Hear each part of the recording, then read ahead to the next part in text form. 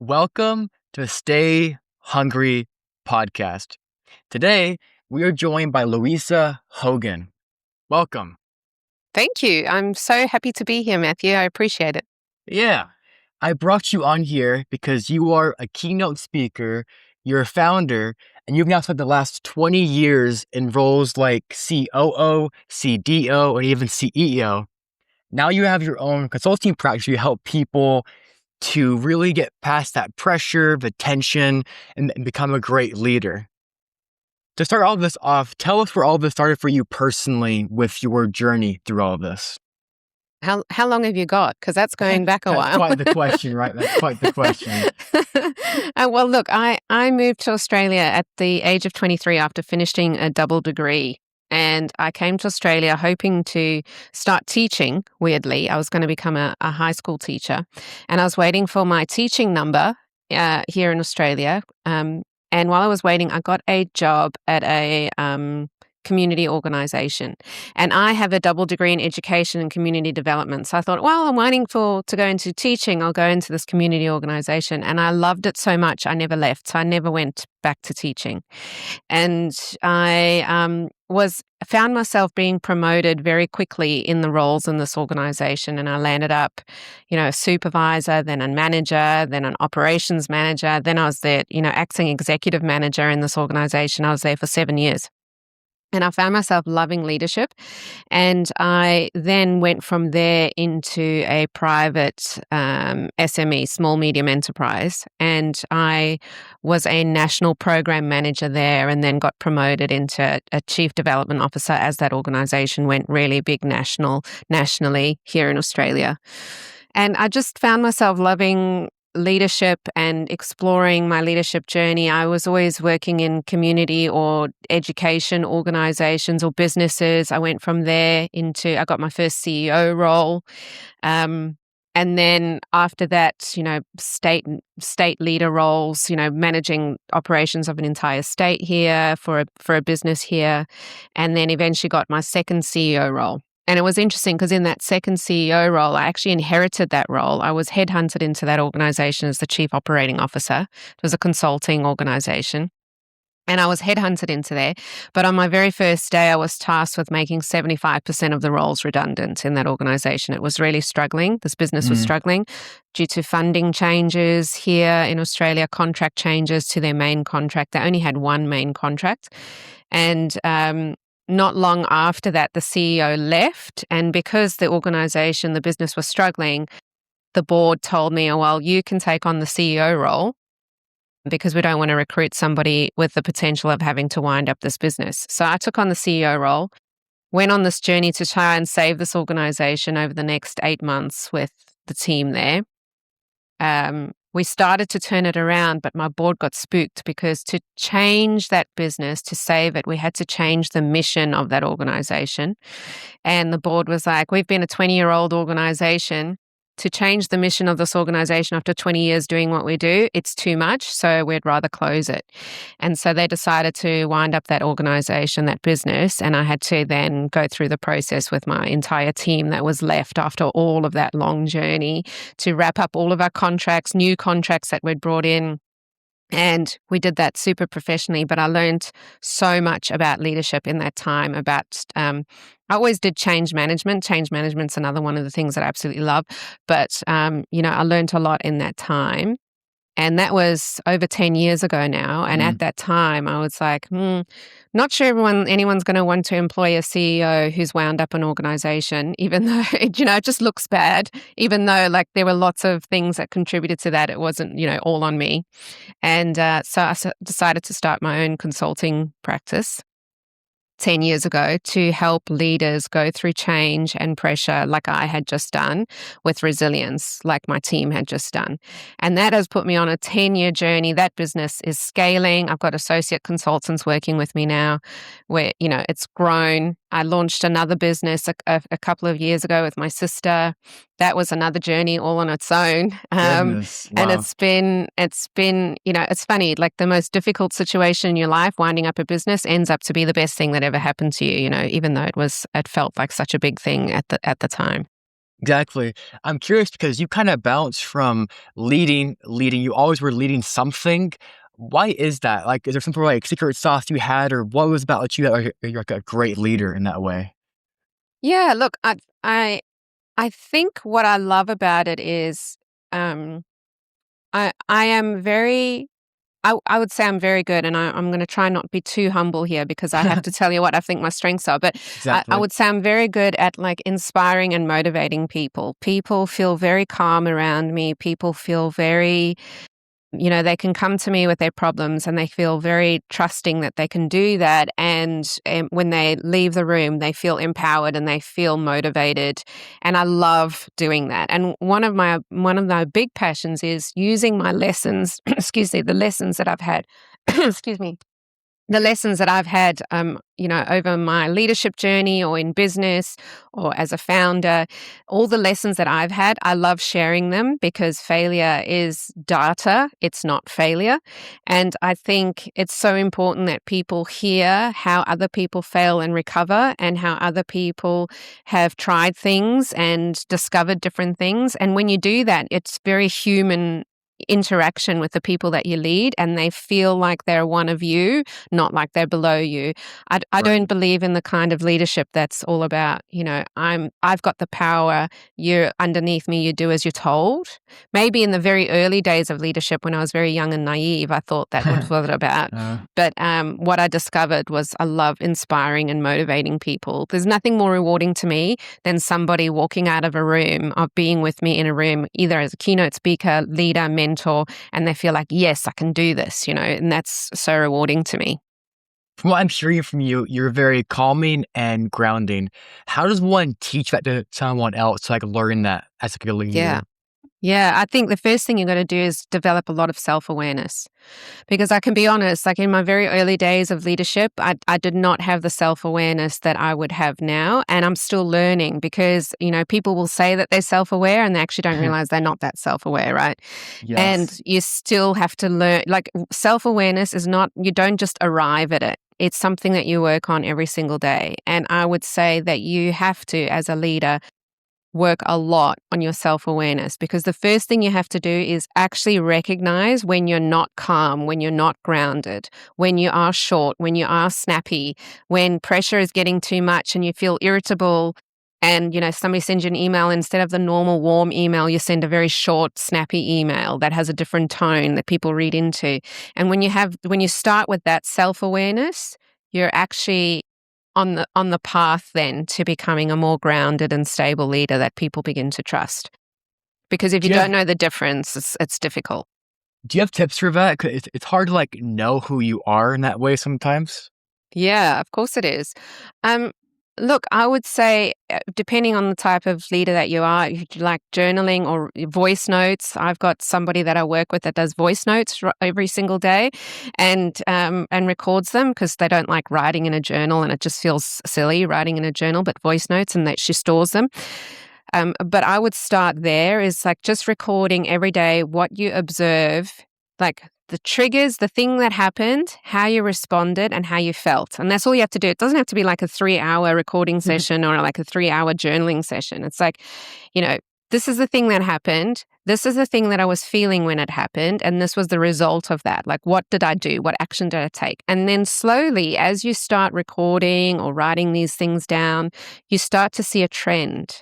And the trend is what's going to tell you, okay, like, so that feeling relates to this thing. So I know when this thing happens, that's normally what I start feeling. What can I do about that? And then you take steps on how you can ground yourself and calm yourself, actually calm yourself, not pretend to be calm, because leaders are great at pretending to be calm and inside they're not, and then that's the next step that you will take after that. But it takes a little bit of work and a little bit of dedication to really analyze this about yourself. And reflection without action, it means nothing. So after that, it's about taking action. So you do all this work, and then what? Because then things happen. You have like the stress, the pressure. Mhm. You have all this like on you. From that point, then what? Yeah. So, I mean, there's very simple techniques that I teach that, through my mentoring, through my keynotes, through the workshops that I do.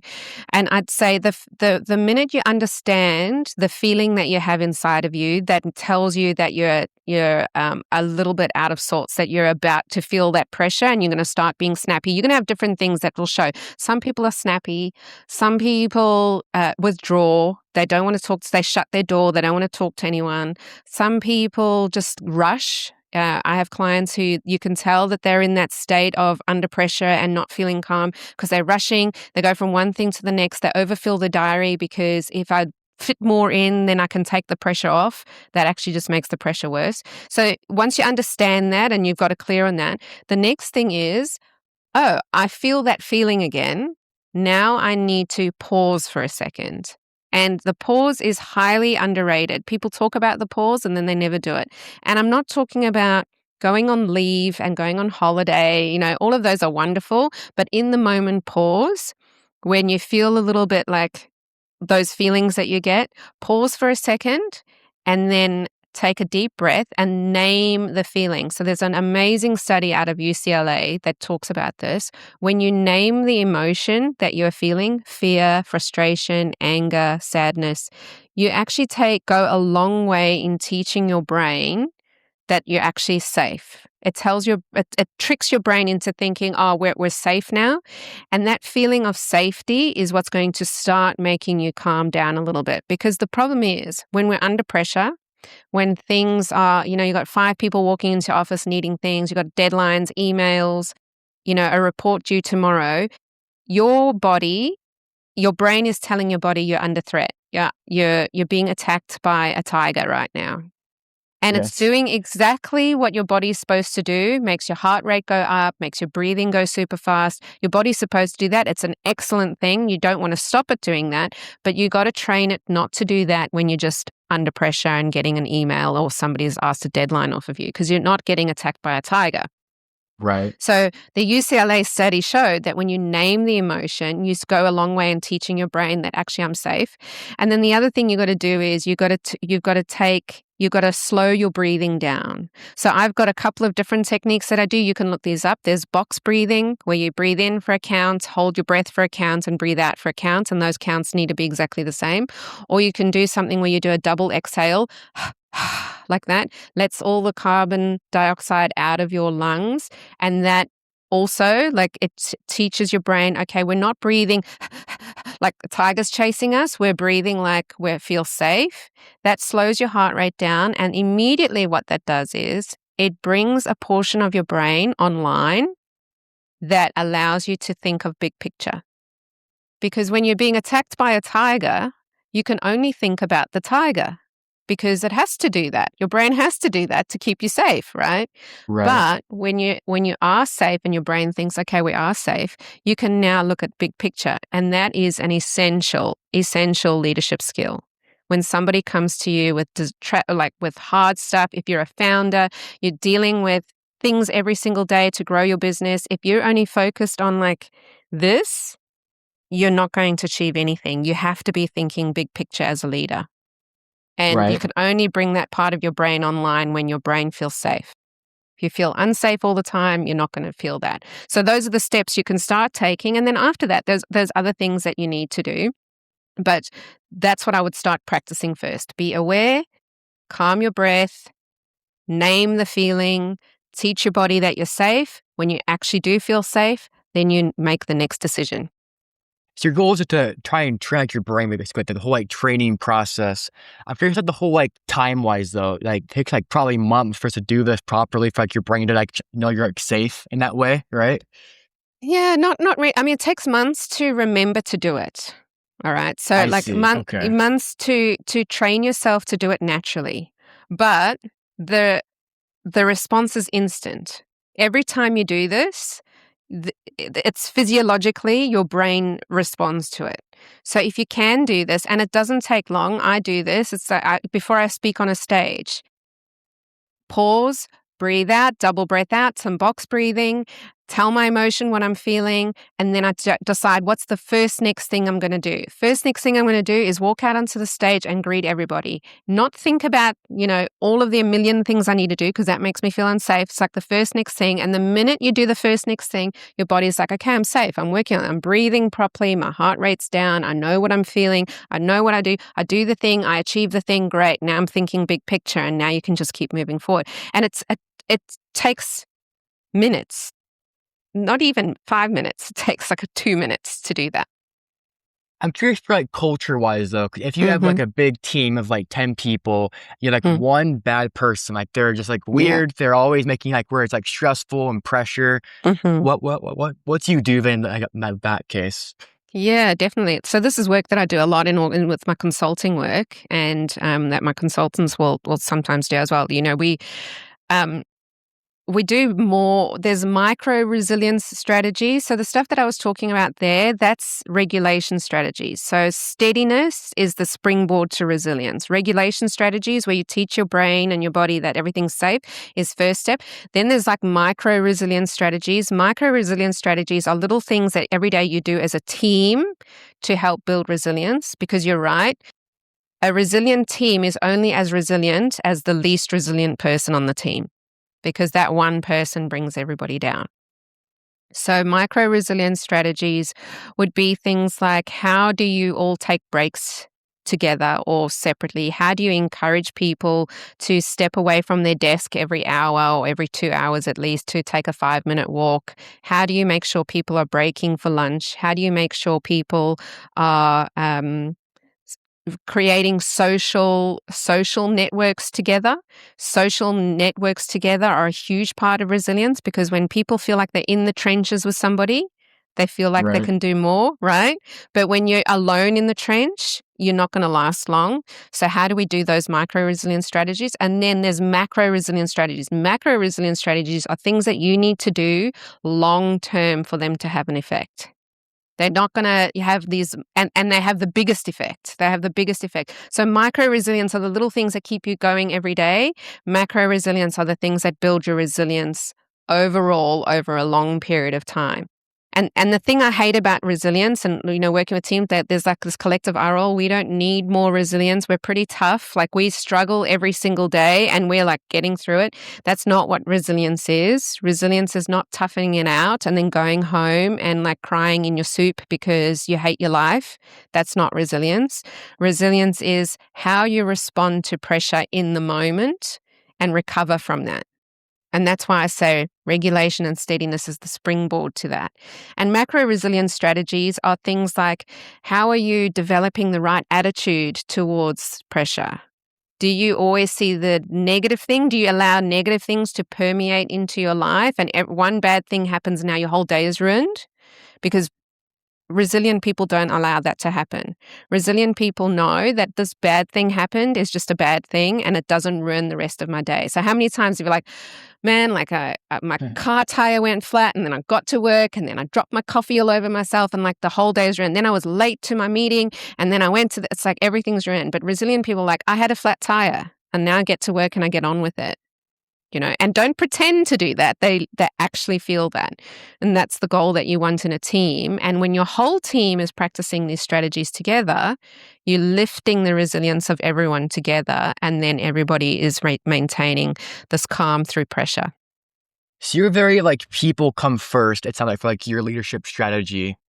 Yeah. I'm curious, how do you balance that and like the KPIs, the numbers, metrics? You hear people like Steve Jobs, Elon Musk, and they're very like grind it out. They're very heavy for how they try and lead people in that way. Yeah. Well, you can do that. I mean, there's absolutely no reason, and everyone's got a different leadership style. And there's absolutely you can read till the cows come home all the different leadership style, which is the best leadership style. I think leaders are going to attract the type of people that they like to work with and who like working with them. that like your leadership builds culture, and the culture that you create with your leadership is going to attract the people that stay there, and the people who can't live in that culture are going to leave. Just because I lead people first and I love that doesn't mean I'm not interested in KPIs. I'm very interested in KPIs. You ask my team, like, I'm big on you get me my reports and you know your numbers and you know your strategy. And if you want to do something in the business, you better present me a good business case, because if you don't have a good business case, I'm going to say no. So I am very much about that. But it's the way I deliver that is probably going to be different to Steve Jobs.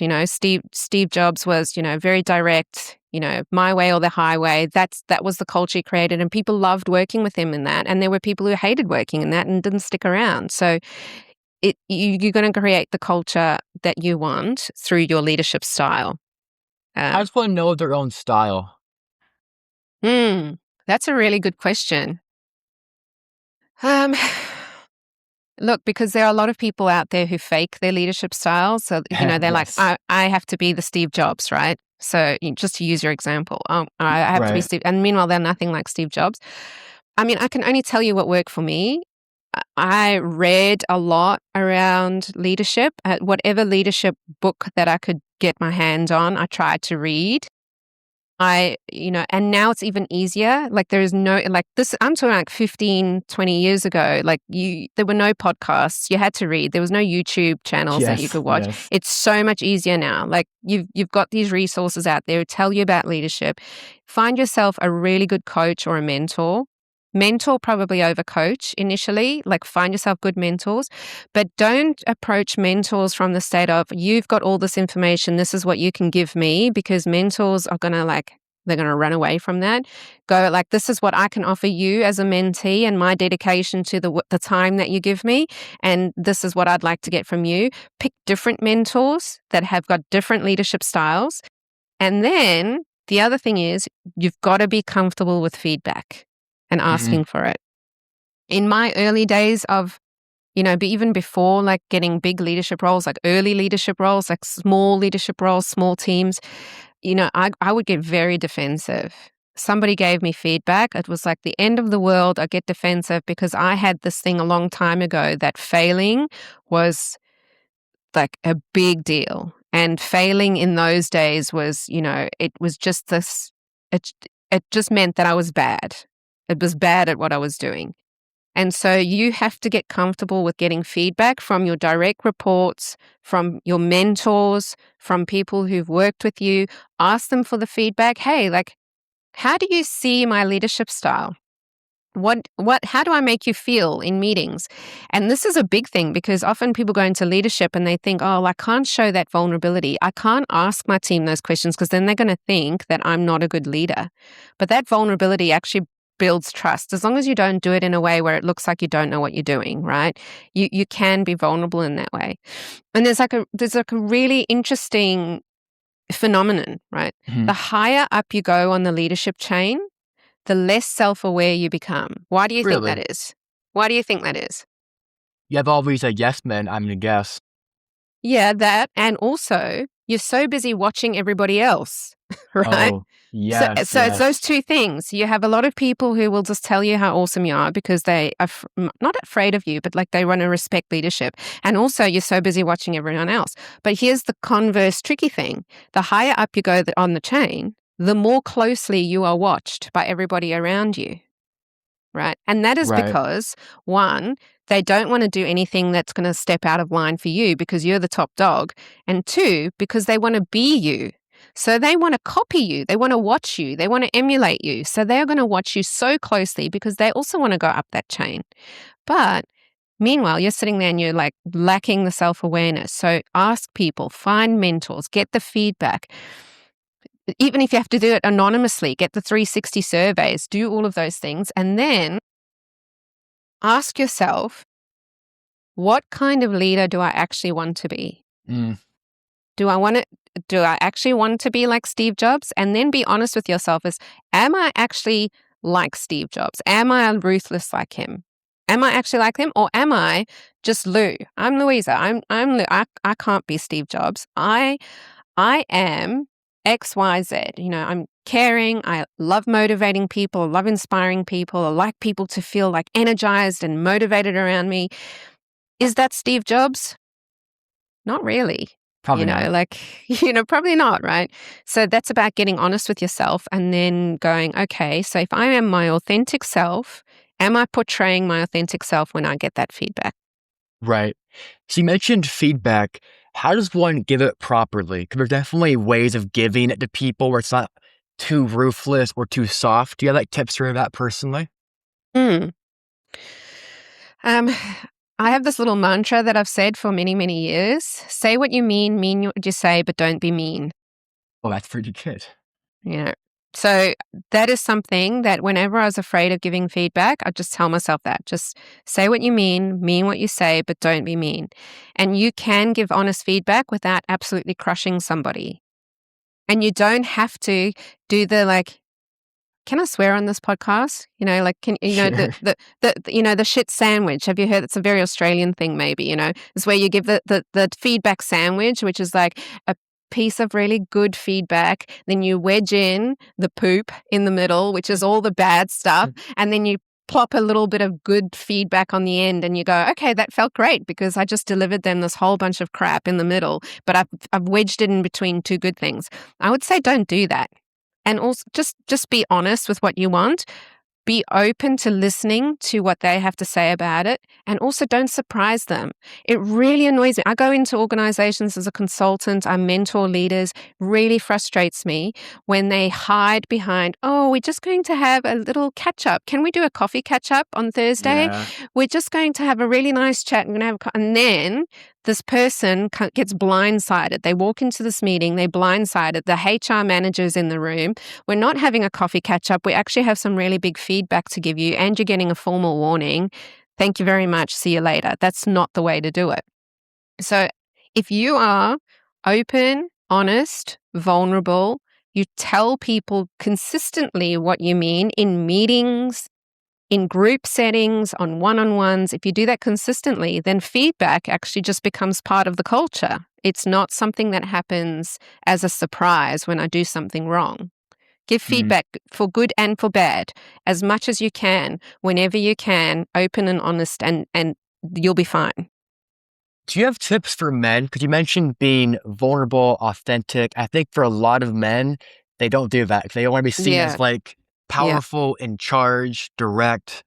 yeah, So, yeah. I mean, you can be all of those things and and authentic and vulnerable. yes.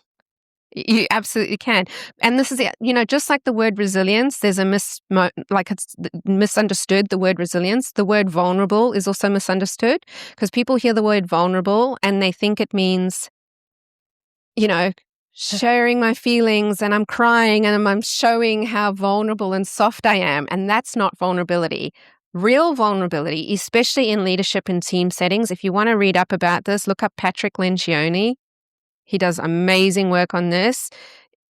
He talks about the 5 dysfunctions of a team. Incredible work. I love that work. But he talks about vulnerability as when you can sit in front of a peer or in front of your team or in front of people who report to you, and you can say these 3 things. Somebody asks you a question and you can go, actually, you know what? I don't know the answer to that. Hmm. The other one is, I disagree with you on that one. Makes you feel very vulnerable, right?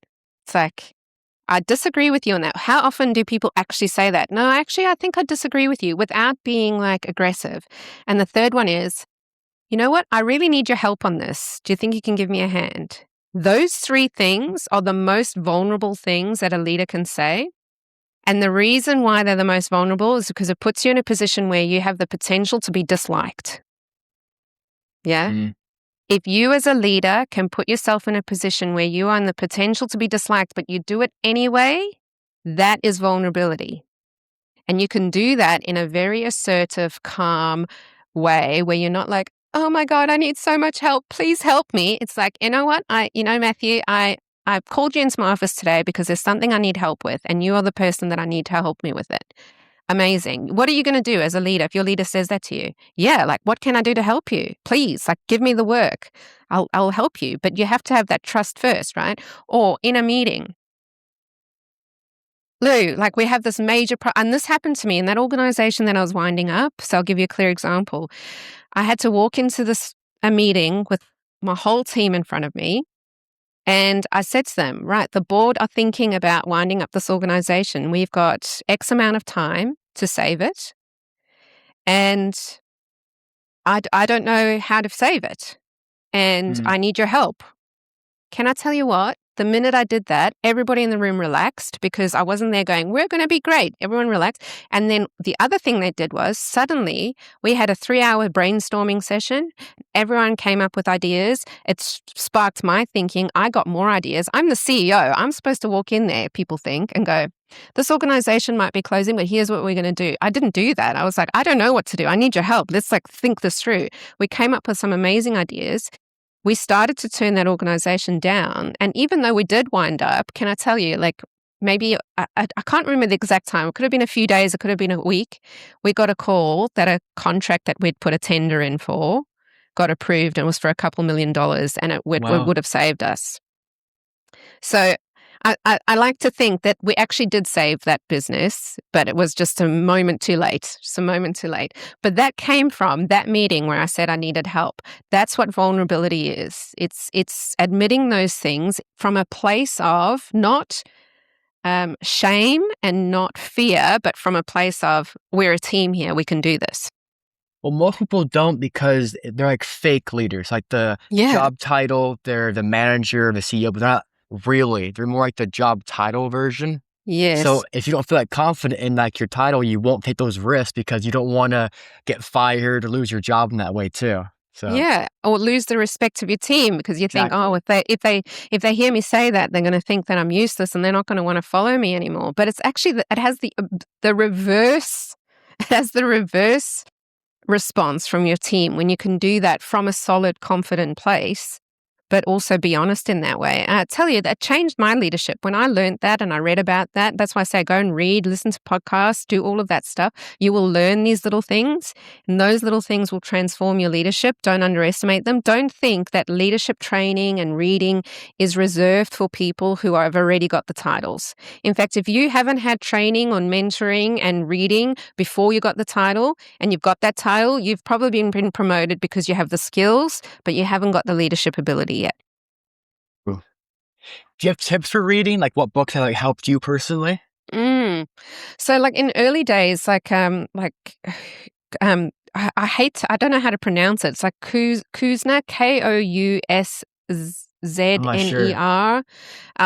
I might have to email it to you and you can put it in your show notes if you like. I can send you those. So that's a really good one. Another guy named Robert. Oh, I'm going to have to email them. I'll have to raid my bookshelf and bring them up because lately my reading lately has been much more around regulation, resilience, and which makes sense. It's like your journey. It's like neuroscience, like where my journey is. But I will go back because I got some amazing leadership books. But also follow people like Patrick Lencioni does some great work. There's the other one. He does emotional intelligence, and his name also. Oh man, these are people that Greg. I'll email them to you. I've got them all. I want to now pivot to the whole keynote space. You do a lot of speeches, you're on stage. Do you have tips for that? Because you're on stage quite a bit. It's a very different space than being here or if like a one-on-one, for example there. Yeah. But it's not really. Well, for me personally, all right. Fair enough. So when I go up and I speak on stage, I plan as though I'm speaking to one person.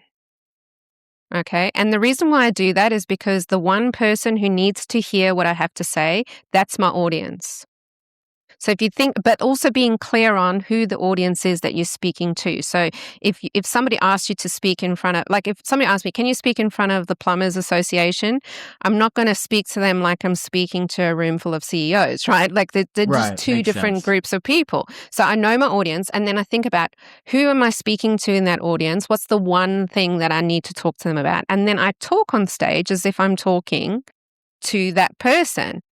And that just allows me to focus what I'm talking about, but also takes away that fear of I'm in a room full of 50,000 people, 100 people, and they're all different and I want them all to like me. No, what you actually want is for the right people to hear your message at the right time. And if that's just one person, then amazing. We live in this world where we feel like we need to impress everybody. Like we do this on social media too, Matthew. Like I only got 100 likes or like 100 views. Can you imagine if you stood in front of 100 people and 100 people saw you speak that day and they appreciated what you said?